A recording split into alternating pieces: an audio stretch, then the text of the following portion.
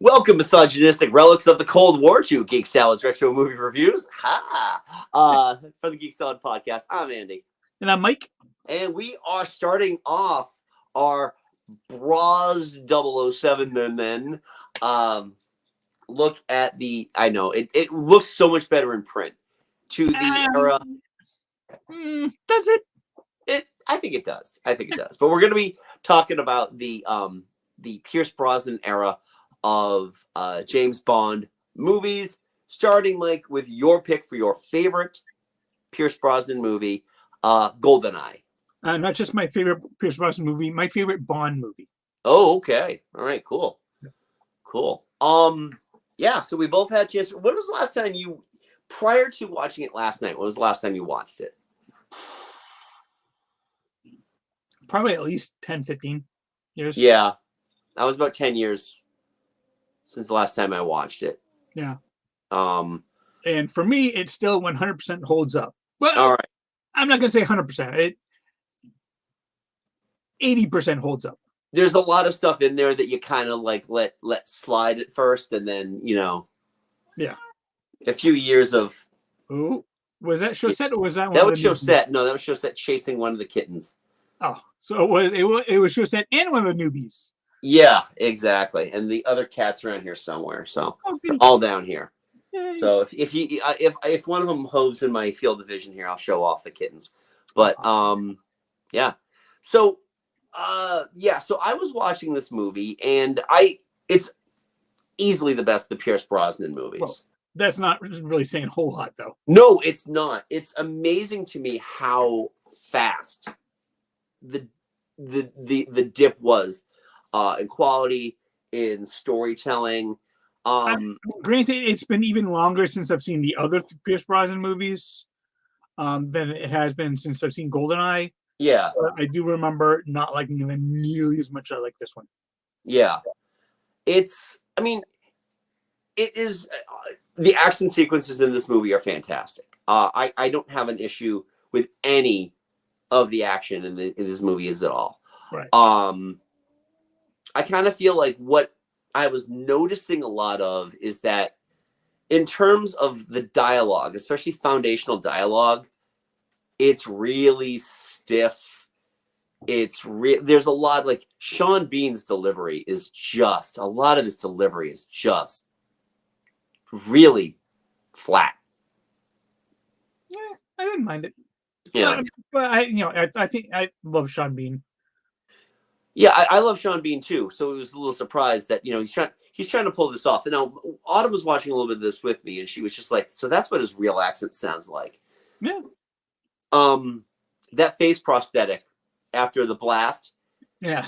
That 4K does that no favors, because it literally looks like a piece of makeup and latex. It is what it is. I could see past it. I didn't bother me too much. Yeah. Honestly, I think a lot of they were in an unenviable position. It had been 6 years since the last James Bond movie, which did not do that well. No. So having to reintroduce the whole thing, I thought they did a good job of reintroducing everything. I actually, I did look up kind of how this movie came about. Yeah. There was a lot of really, really interesting backstory into this movie, because as soon as License to Kill finished up, they were ready to start moving on a third movie. Right. But then there were lawsuits about rights to it and all that. I know Albert not Albert Broccoli. Cubby Broccoli, yeah. Yep. Actually, Albert Broccoli is Cubby Broccoli. No, okay, yeah. Albert Cubby Broccoli. He stepped down because I think his health was deteriorating. Yeah.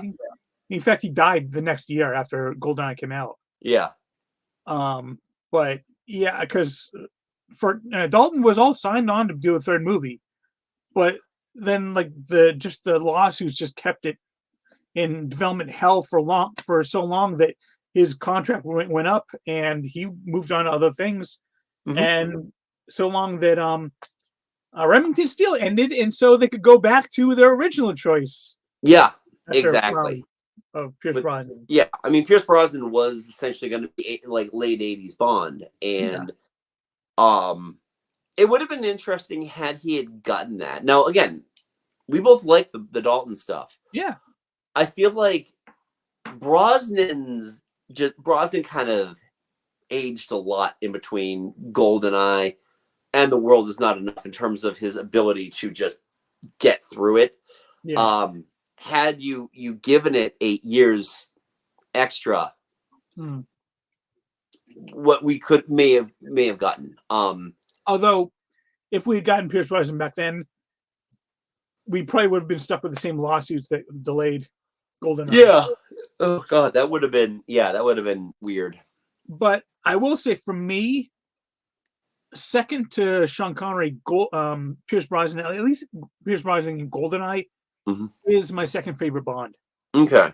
Because I've always said it has to be super spy and ladies' man, and Right. Sean Connery was the perfect balance of the two. And in this movie, I think Pierce Brosnan is also the perfect balance. Right. Well, I mean, he definitely rocks the tuxedo better than most Bonds do. Yeah. And I think a lot of that is because we had the perceptions of him as Remington Steele.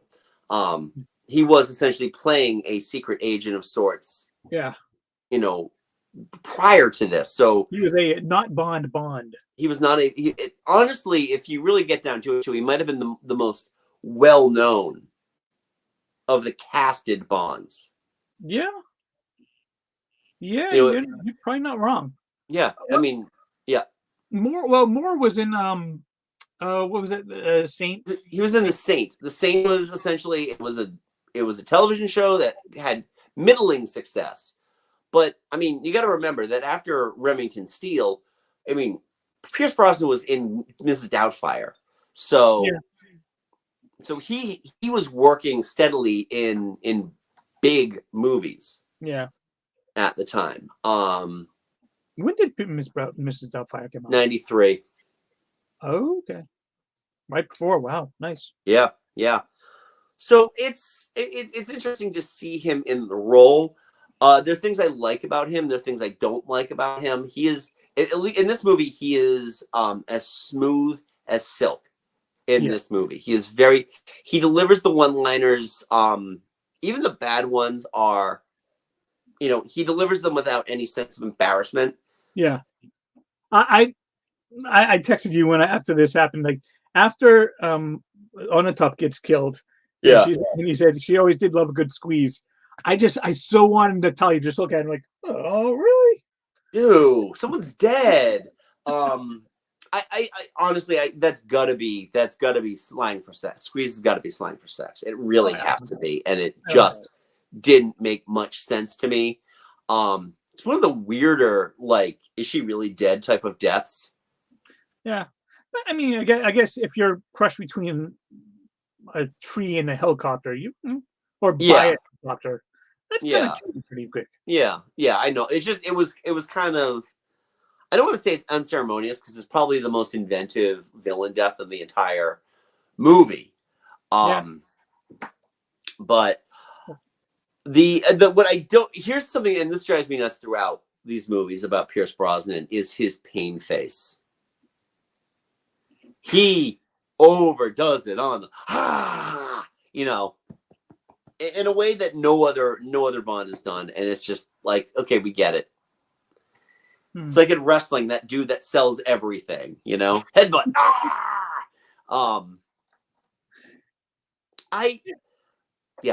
No, go ahead. Oh, I was just gonna say, and the other thing too, and I think you noticed it this time around, was Eric Serra's score.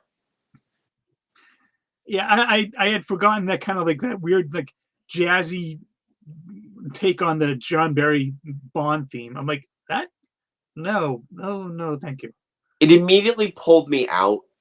Right, almost at the beginning. It was right after the credit, or the pre-scene, the prelude, when he's having the driving test, and then they just go into like that, like the wah wah guitar and stuff. He's like, we're doing this, aren't we? I mean, that's the thing, is like you always tune into the score a lot more than I do. Yeah. For me, after the the Bond bullet, and I was like, oh, why is it doing the jazzy kind of weird Yeah. techno Bond theme? After that, I really kind of ignored most of the score. I just was into the movie itself. Yeah. I didn't really pay attention. I mean, again, don't get me wrong. I genuinely like this movie. I noticed a lot more holes in it this time around than before.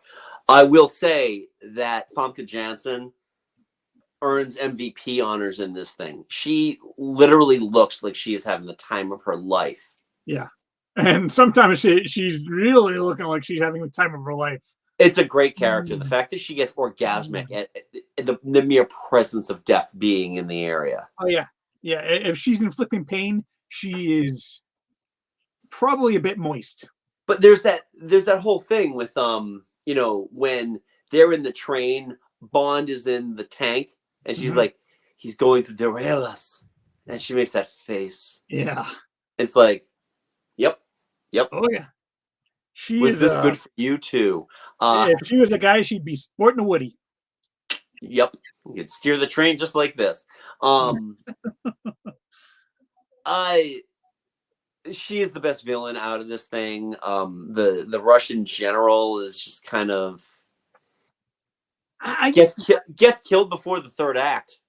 Yeah, that was probably one of my issues with it, is that for a guy that been the villain since the prologue of the movie, Bond just kind of kills him, then moves on. It's like he kind of was hoping for, like, he's been a thorn in Bond's side for at least 9 years now, and he's unceremoniously shot. That is just like that's kind of like Steven Berkoff getting shot in the back in Octopussy. Oh yeah. Yeah. I was hoping for a little bit more of a confrontation.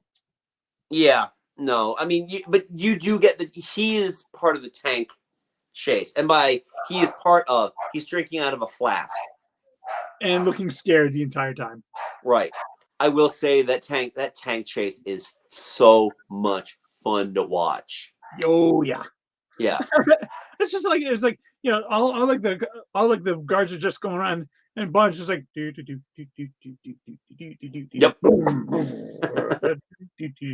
Well, what's funny about that too is the fact that that they've never done a tank chase. Yeah, it's like they've really legitimately run out of things to do. We've done our ski chases, we've done our sub chases, we've done our boat chases, we've done the car chases. We've never done a tank chase. And that actually was filmed in St. Petersburg too. Yeah. They had to like give the tank rubberized tread so it wouldn't ruin the streets. Yes, exactly. The poorly paved streets of St. Petersburg. Yeah. That was, I mean, the action sequences, like I said, are so good. Yeah, they are really good. The opening chase where he goes off the runway with the in the motorcycle. All right, that's a different story. It's like, okay, I'm suspending my disbelief a little bit too much here, but the movie just started. As long as it doesn't surpass this for stupidity, I'll be good. And it doesn't, so I'm cool. Yeah, no, it's not like he's parasailing a tsunami, which will be coming up in a few movies.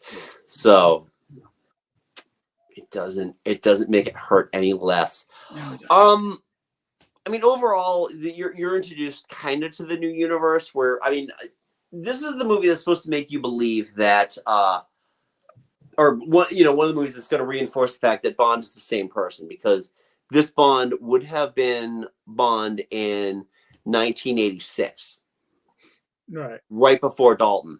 Right. So, and you still got Desmond Llewellyn. But you do have a new Q, which the last two Qs died. So M. M is fantastic. Judi Dench is so good in this, and it's funny seeing her young. Yeah, I mean, we only get like really two scenes with her. Really good scenes with her, and she just, and everything you see, just like, I want to see more M. I want to see more M in Bond. Yep, and eventually we will see that, and she's probably the best carryover from this into the Craig stuff. Oh, easily. Yeah. For supporting characters, you've got Desmond Llewellyn back for his last. No, this isn't his last full time. No. Tomorrow Never Dies is his last full time. Yeah. I like him. I didn't care for the scene so much because the scene felt like a parody of itself. Yeah, it felt like it was a comedic scene, but I didn't have an issue with it. I always love seeing Desmond Llewellyn, and it looked like he was having fun. So whatever. Well, yeah, exactly. I seriously, there's not enough suspension of disbelief in the world to make me believe he was going to eat that whole sandwich, though. That was his lunch and dinner. Yeah, exactly. He works a lot of late nights. Yes. There's no Mrs. Q to come home to. But some of the other supporting characters we got Robbie Coltrane, who is so good in this movie. So good that they brought him back for the next movie.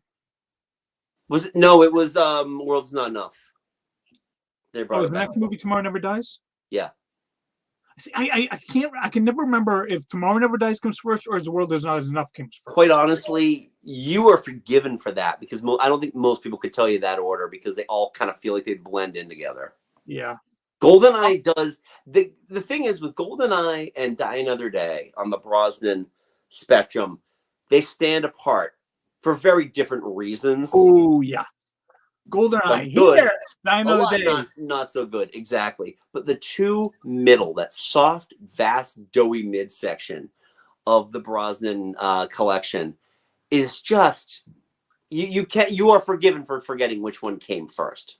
By going for the soft, doughy midsection, are you segueing into the next? The chubby blue line himself, Joe Don Baker. 2 movies removed from being the villain. And now he's just a CIA agent of some sorts. Yeah, he's just kind of. Well, that's the thing. He's like the U.S. spook that they didn't want to bring back Felix Leiter, mainly because I think Felix Leiter's leg was chewed off at the below the knee. Almost lost his leg. That's all forgotten by Craig, by the way. But I think they just wanted to inject a different type of American counterpart.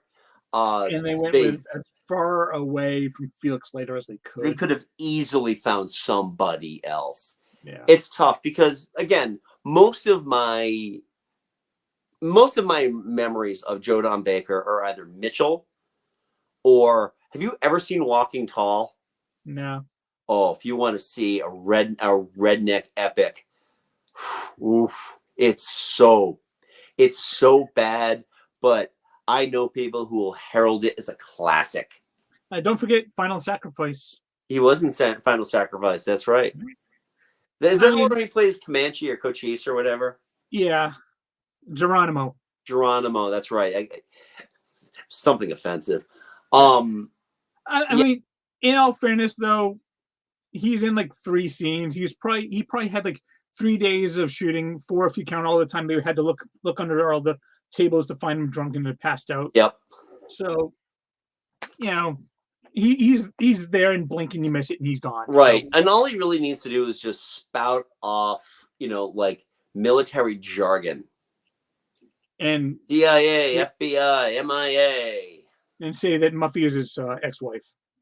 One of his ex-wives. I didn't need to see that much of his lower flesh. I really didn't. No one does. Alan Cumming as Boris. It's an interesting thing because I feel like this was my first introduction to Alan Cumming. Mm. I hadn't no. Yeah. So here's the interesting thing: is the year I think actually it was the same year that it came out. Circle of Friends came out with Minnie Driver, who does make an appearance in this movie, shows up in the Book of Bond Girls. Oh, really? He's the Russian singer who sings "Stand by Your Man." Oh, that was Minnie Driver. That's Minnie Driver. Wow. Yeah. She and Alan Cumming were both in Circle of Friends together, which is around that time. Oh, nice. Yeah. He plays a very different character. He's also got a Scottish accent, too, which is his actual accent, not that horrible Boris and Natasha Russian he was putting on. Yeah. Um, But you know what? He's he's annoying, but he was meant to be annoying. well, yeah, Um, I mean, he's the one that you want to see die. You can't believe that he's going to get away with it, and then he's just like frozen to death by liquid nitrogen. yeah. Who did I call him? Um, I'm looking through our texts here. Okay. Because I oh yeah. He basically a skinny Dennis Nedry. Yeah, yeah, that's exactly right. He's the computer guy. Yeah, that's very got a very risque sense of humor, and you can't wait to see you die. And then when he does die, you're like, "Hey, cool, yay, fun!" Yeah, yeah. And then main Bond girl is a Scor Scorupco, who plays Natalia. Um, Yes. outside of Michelle Yeoh, for a myriad of different reasons, she's Brosnan's best Bond girl, Oh, easily. hands down. I really like the fact that they actually had really good chemistry, and Yeah, she was not. She actually did a lot of things that Bond could not do. yeah. Well, Yeah, that's the thing. She knew computers. He's a relic of the Cold War. I mean, hell, she saved the day. She's the one that ended up destroying Goldeneye. That's true. That's true. Um, I mean, she's really good in what she does. I found it interesting that they did keep the Bond partnerings to a minimum. Yeah, Legitimately, it's the driving instructor and her. and Xenia, halfway I think he Xenia. actually had sex with Xenia. No, she didn't. Yeah, Oh well, I mean, go if he did, he'd probably be dead. So, right. Exactly. That's the thing is that once you're in, but hey, I that that uh that general, he died happy. all right. Just gonna say a little something here. Depending on what stage he was at within his end of the business, there's no way he would be smiling. He would either be in vinegar strokes or he would, which is, the face you make when you look like you're sniffing vinegar. Yeah. Or he'd just be making I believe Dennis Miller called it the face of that looked like Shemp when he didn't have any cheese. Just nobody comes out of this looking good at the moment. There is no way in hell he was actually smiling. Yeah. Um, it's yeah. Yeah. I'm curious about our money penny in this one. Samantha Bond. Samantha Bond. Okay, she was in a Downton Abbey. Oh, she's in the new Downton Abbey. Okay, I mean, remember her because her last name is Bond, right. Makes a lot of sense. and I think Oh she no, was only. she is in Downton Abbey. She's a regular character in Downton Abbey. I think she was only about like 6 years younger than Bond, than Pierce Brosnan. Right, right. It was much closer than the Timothy Dalton Oh my difference. God. Well, with that smoke show, um, she's just Yeah. waiting to whip off those glasses and take out that ponytail, and then she's beautiful. I mean, all in all, I mean, again, the action sequences in this are top notch. Yes. The overall, moving, it still follows the Bond formula, but I feel like they found something different because now we've got computers. Hmm. And we actually know what to do with them this time. And they're not like these magical electronic boxes like in the 80s when they could do Hmm. everything and it still looked like shit. Yeah. But So, we're forgetting one important part. are we talking about the song now? Because I was segueing the Talking song. Tina. We're talking Tina. Yep. So, yes, Tina Turner's Goldeneye, written by Bono and the Edge. Yeah. You Didn't know, know that. no, I did not. And while I'm not the biggest fan of them as people, Right. you can't deny their talent, and this song is freaking awesome. I felt like it was, yeah, it is a very good song. It is actually my favorite Bond song. Okay. And the thing is also it has a lot of the hallmarks of a Bond song. Exactly. Um, It definitely has that kind of feel of the old Shirley Bassey Yep. songs, but with a more modern pop sense to it, and it still feels Bondish, which you can't say about all of them. I'm legitimately shocked they didn't get her earlier. Yeah. I mean, keeping in mind that essentially Tina Turner wasn't Tina friggin' Turner until the Private Dancer album came out in '84. You know, she was Ike and Tina before that. Yeah. So honestly, can you imagine what License to Kill would have sounded like if she had sung it and they allowed her better orchestrations in that song? Well, I mean, I'm such a huge Tina Turner fan. You could Yeah. give her Yeah. like the credits to sing, and I Right. would be all over it. But I think they did a good job with just getting that. She did a fantastic job. It's the first time too I remember them making a very large deal in the more mainstream Yeah. about her singing the song. I mean, the Duran Duran stuff was something else because of MTV. Yeah. Because, you know, but this was something that's like they got Tina Turner to do the song. Here's what it sounds like. It's sharp. It's to the point. It's got those little hallmarks of a good Bond song. Dun, dun, dun. But yeah, Yeah, you get that nice the kind of Right. the drum beat and the bass line, and then the Yeah. sax. Oh yeah. But it is a very good song, and I appreciate it. Of course, then you have the closing song. Not nearly as good. I forgot about this. Is why nobody tracks closing songs on lists. Nobody does a hey, we're gonna rank all the Bond songs closing songs. The song is called "The Experience of Love," written sung by I think it might have been Eric Serra. It may very well No, may it have was. been. I mean, quite honestly, "Surrender" by Katie Lang is at the top of that list because, quite honestly, that should have been the friggin' song in front of the world. Tomorrow Never Dies. Yeah. Blah. How much you want to bet Eric Serra is like, okay, I'll do your score, but I have to have a song in there. That's very true. That is very true. Now I'm curious. I'm going to look it up. If Eric Serra actually, what else Eric Serra has? He is a big composed? Luc Besson guy. He's done almost all Luc Besson does. Yeah. Okay. So he's done, which makes sense for a lot of like The Rock and stuff like that. So he did The Fifth Element, Leon the Professional, the big. Okay.